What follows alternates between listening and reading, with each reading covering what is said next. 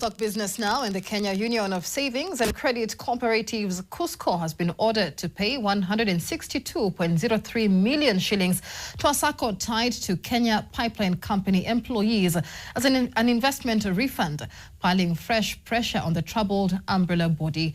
KUSSCO owes Sacco's billions of shillings, representing deposits made in the umbrella organization, which suffered a 13.3 billion shilling fraud that was disclosed in 2025. NTV's Brian George with the details.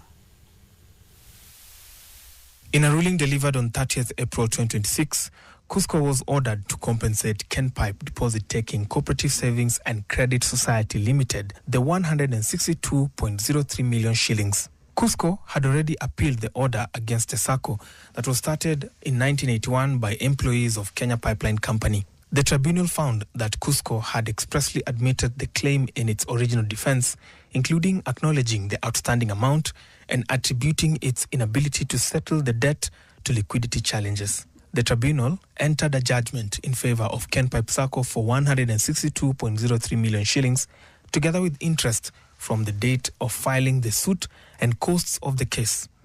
However, the tribunal also granted KUSSCO a 30-day stay of execution and leave to appeal the decision. KUSSCO has since appealed the decision at the High Court, arguing that it has been progressively settling debts owed to multiple Saccos and that paying out a single claimant in full risks destabilizing its operations to the detriment of other creditors. KUSSCO took a similar move against Rupsa Sacco that had obtained court orders to recover 108.8 million shillings through an auction. The entity had by early December last year compensated Saccos 369.3 million shillings in two tranches of 216.9 million shillings and 152.4 million shillings after offloading non-core assets and stepping up loan recoveries. KenPipe Sacco had moved to the tribunal seeking judgment on admission for 162.03 million shillings, alongside interests and costs arising from investments it had made with KUSSCO. In its filing, the Sacco argued that KUSSCO had admitted owing the amount in its initial statement of defense dated 22nd August 2025. The admission, according to the claimant, covered investments made and the resulting outstanding balance.